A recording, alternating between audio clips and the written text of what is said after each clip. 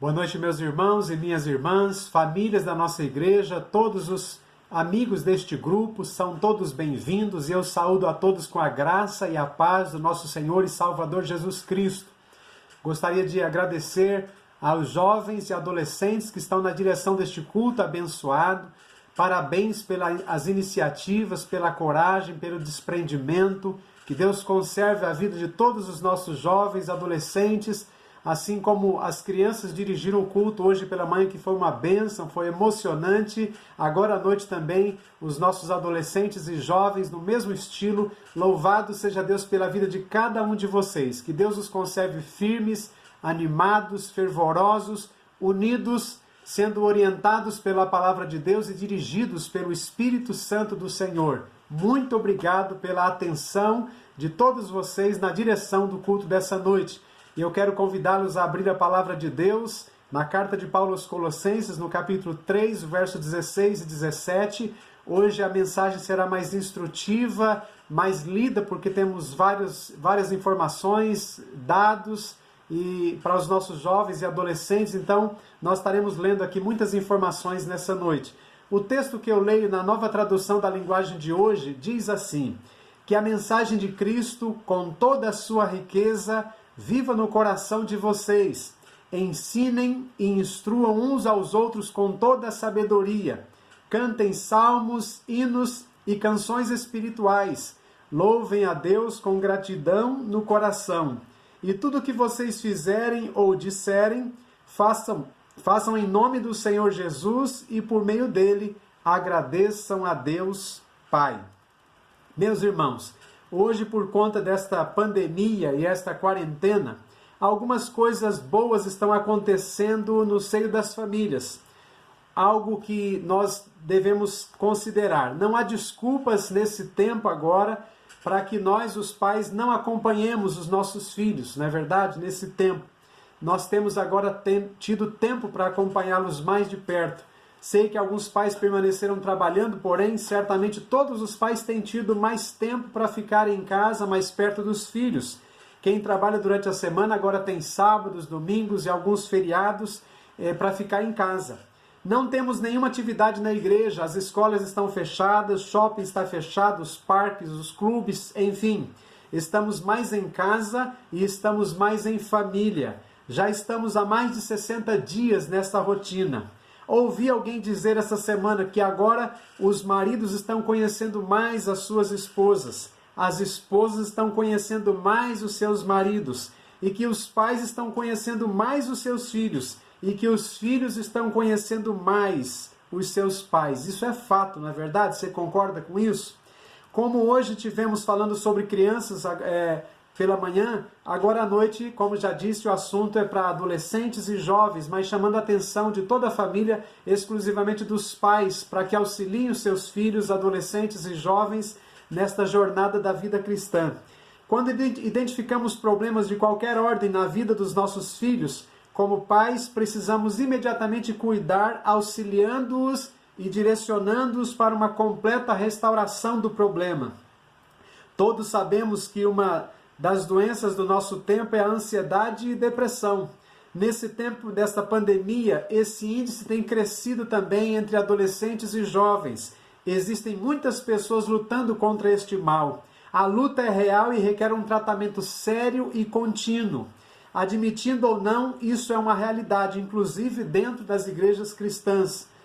Martin Lloyd Jones escreveu um livro na década de 60 com o tema Depressão Espiritual. Em sua abordagem sobre o tema, Lloyd Jones apresenta sua preocupação inicial sobre as causas de uma depressão. Ele destaca causas circunstanciais, constituição física, temperamentos, e causas espirituais, ataques do diabo e principalmente incredulidade. Quais seriam as causas circunstanciais ou a principal circunstância que tem causado esse quadro depressivo em muitos adolescentes e jovens? Podemos pensar em diferentes respostas, mas há uma que podemos sugerir mais fortemente. Nossos adolescentes e jovens têm experimentado um novo fenômeno e se relacionam mais com a tecnologia do que com pessoas. Esse fato já está comprovado em pesquisas e livros. É o que a respeito disso, né, a psicóloga, escritora em PhD e professora de psicologia na Universidade Estadual de San Diego, o nome dela é Jean Cheng, nomeou essa geração que nasceu entre 1995 a 2012 de iGen. Em linhas gerais, iGen é a primeira geração a passar toda a adolescência na era do smartphone, por isso o nome iGen, I de iPhone e internet. As mídias sociais e mensagens de texto substituíram as demais atividades. Embora valorizem a amizade, são os que menos passam tempo, especialmente com amigos. Consequentemente, os níveis de ansiedade, depressão, pensamentos suicidas e solidão são surpreendentemente altos. Uma pesquisa realizada pelo órgão de pesquisa nacional americano sobre o uso de drogas e saúde revela dados preocupantes. De 2009 a 2017, a depressão grave entre jovens de 20 e 21 anos dobrou, subindo de 7% para 15%. Entre adolescentes de 16 a 17 anos de idade, a depressão subiu 69%. O sofrimento psicológico grave, que inclui sentimentos de ansiedade e desesperança, aumentou em 71% entre os jovens de 18 a 25 anos, de 2008 a 2017. 2 vezes mais jovens entre 22 e 23 anos tentaram suicídio. E em 2017, em comparação com 2008, 55% a mais tinham pensamentos suicidas. Os aumentos foram mais notáveis entre meninas e mulheres jovens. Em 2017, em cada 5 meninas de 12 a 17 anos havia sofrido depressão grave no ano anterior. Após analisar as possíveis causas para este aumento de doenças mentais, como economia ruim, perda de emprego e pressão acadêmica, causas típicas, né? Jean Cheng acredita que uma das principais causas é o excesso de interatividade com a tecnologia, principalmente celulares, o grande vilão. Juntamente com outros psicólogos, Jean tem usado outras fontes confiáveis de pesquisas americanas e tem analisado desde 2011 comportamentos de adolescentes e jovens entre 13 a 17 anos. Todos os anos, os adolescentes são questionados sobre a sua felicidade geral, além de como eles gastam seu tempo. Descobrimos que adolescentes que passavam mais tempo vendo seus amigos pessoalmente, se exercitando, praticando esportes, frequentando atividades religiosas, lendo ou mesmo fazendo lições de casa, eram mais felizes. No entanto, os adolescentes que passaram mais tempo na internet, jogando jogos de computador, em mídias sociais, mensagens de texto, usando videochamada ou assistindo TV, eram menos felizes. Em outras palavras, todas as atividades que não envolviam uma tela estavam associadas a mais felicidades, e todas as atividades que envolviam uma tela estavam associadas a menos felicidade. Interessante esse dado.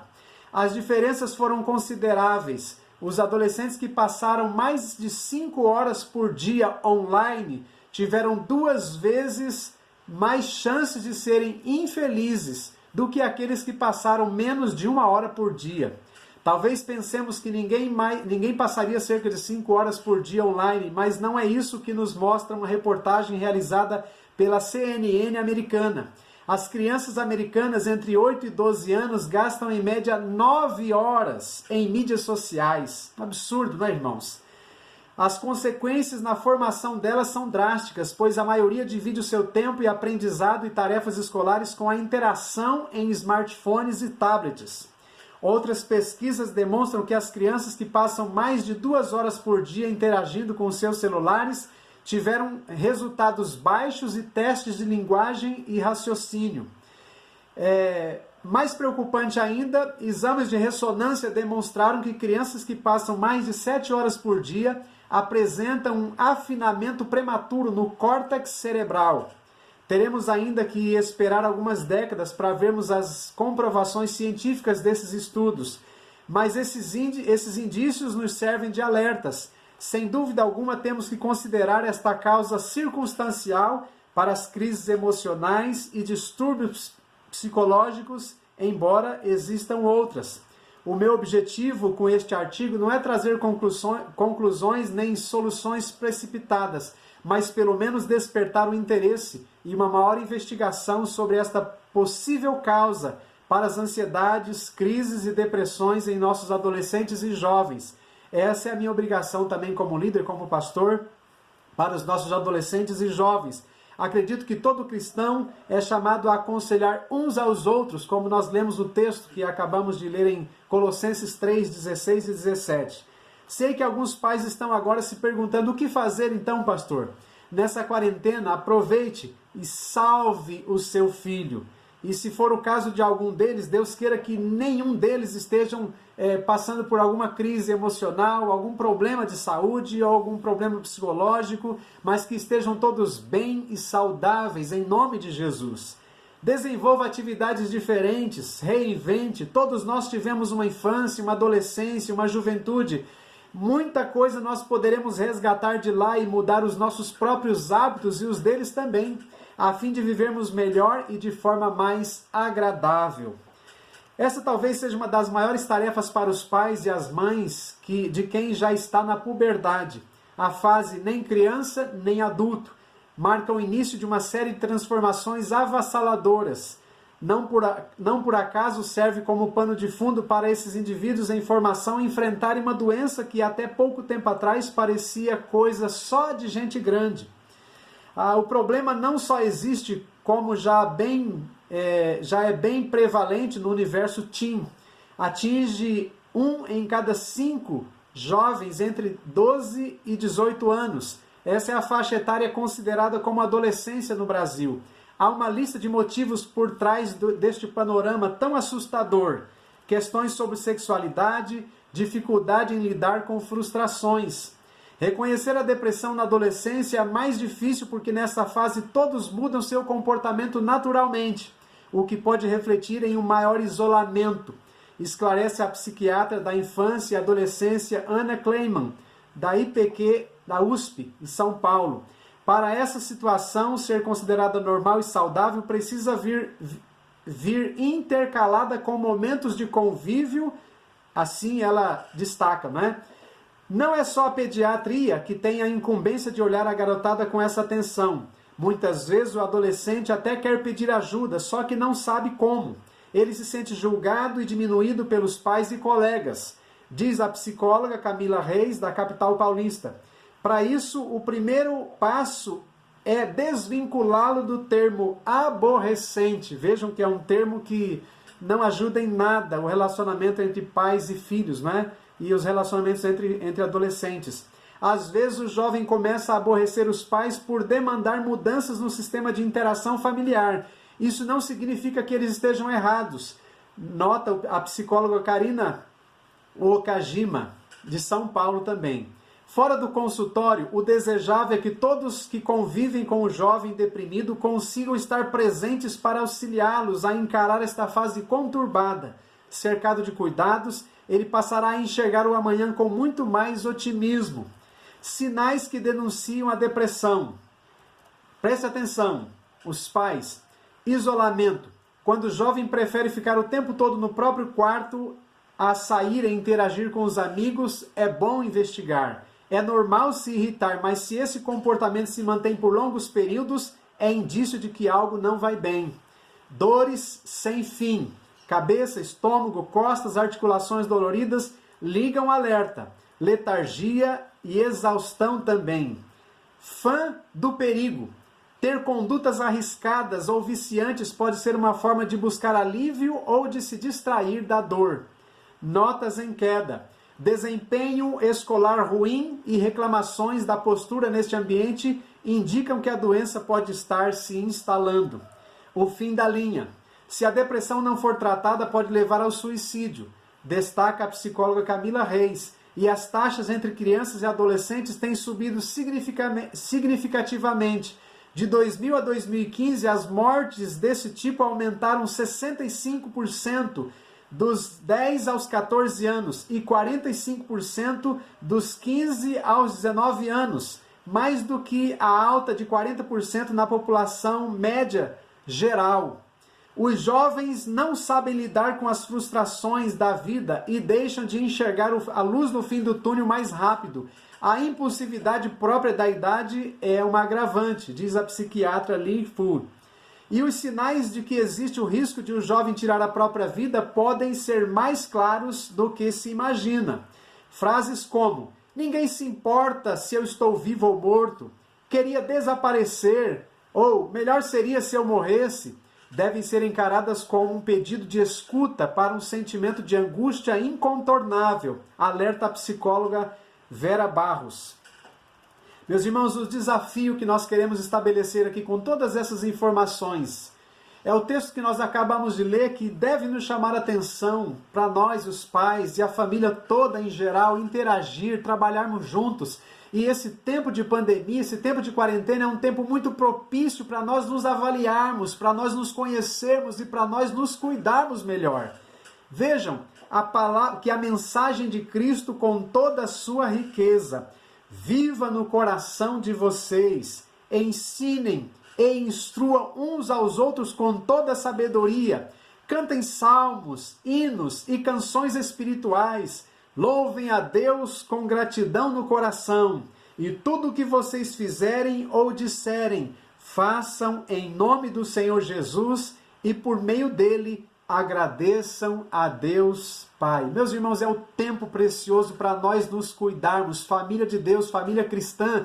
Temos aqui a palavra de Deus, temos a pessoa do Espírito Santo morando em nós, vivendo em nosso meio, para nos guiar a toda a verdade, para direcionar as nossas mentes, o nosso coração, as nossas relações, sejam transformadas, sejam melhoradas a cada dia, sejam saradas. É um tempo para nós nos cuidarmos melhor. E nós precisamos, meus irmãos, ajustar todas as arestas. É preciso que nós nos consultemos a nós mesmos, uns aos outros, para que nós possamos nos cuidar melhor, para que nós possamos, meus irmãos, buscar em Deus a sua palavra e o auxílio do seu Espírito, a comunhão com Deus, a comunhão uns com os outros, entre família, para que nós possamos, meus irmãos, ter todos esses problemas sanados, restaurados e a família cada dia mais abençoada, curada de todos os males desse tempo. Nós precisamos cuidar da nossa família, da nossa casa. É um tempo precioso, um tempo que nós nunca tivemos na nossa história.